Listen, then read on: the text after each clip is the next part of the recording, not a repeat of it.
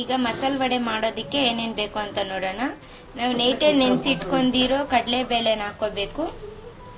ಅದಾದಮೇಲೆ ಚಕ್ಕೆ, ಅದಾದಮೇಲೆ ಶುಂಠಿ, ಇದನ್ನ ಮಿಕ್ಸಿ ಜಾರ್ಗೆ ಹಾಕ್ಕೊಳ್ಳೋಣ. ಒಂದೆರಡು ಹಸಿಮೆಣಸಿನ್ಕಾಯಿ, ಅದಾದಮೇಲೆ ನೆನೆಸಿಟ್ಟಿರುವಂಥ ಕಡಲೆಬೇಳೆನ ಹಾಕ್ಕೊಂಡು ಚೆನ್ನಾಗಿ ರುಬ್ಕೊಳ್ಳೋಣ.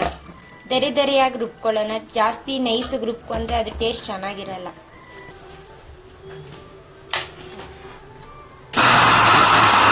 ಈಗ ಇನ್ನೊಂದು ರೌಂಡ್ಗೆ ಬೆಳ್ಳುಳ್ಳಿ, ಇನ್ನೇನು ಮಿಕ್ಕಿರೋದಿದೆಯೋ ಅದನ್ನ ಹಾಕೊಂಡು ರುಬ್ಕೊಳ್ಳೋಣ.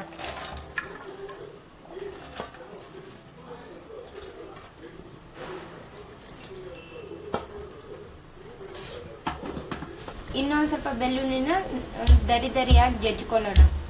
ಜಜ್ಜಿಟ್ಕೊಂಡಿರೋ ಅಂಥ ಬೆಳ್ಳುಳ್ಳಿ ಹಾಕೊಂಡು ಮಿಕ್ಸ್ ಮಾಡ್ಕೊಳ್ಳೋಣ.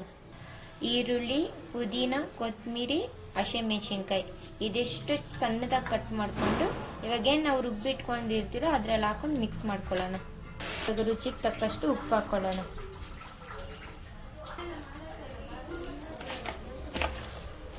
ಇವಾಗ ಕಟ್ ಮಾಡ್ಕೊಂಡಿರೋದನ್ನ ಐಟಮ್ಸ್ ಹಾಕೊಂಡು ಮಿಕ್ಸ್ ಮಾಡ್ಕೊಳ್ಳೋಣ.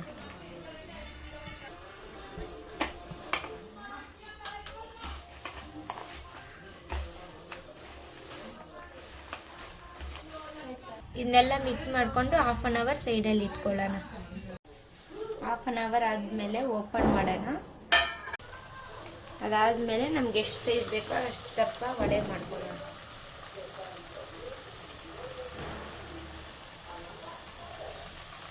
ಹುಷಾರಾಗಿ ಹಾಕ್ಕೊಳ್ಳಿ, ಎಣ್ಣೆ ಬಿಸಿ ಇರುತ್ತೆ.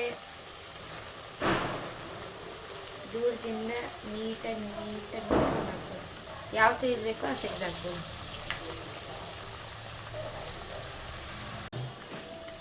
ಎಣ್ಣೆಯಲ್ಲಿ ವಡೆ ಹಾಕೊಂಡ್ಮೇಲೆ ಇದು 1 ನಿಮಿಷ ಆದಮೇಲೆ ಇದನ್ನ ಇನ್ನೊಂದು ಕಡೆಗೆ ತಿರ್ಸ್ಕೊಳ್ಳೋಣ.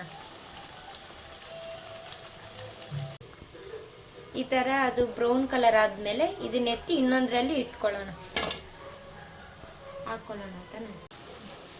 ಇದನ್ನ ಎತ್ತಿ ಇನ್ನೊಂದು ಪಾತ್ರೆ ಶಿಫ್ಟ್ ಮಾಡ್ಕೊಳ್ಳೋಣ.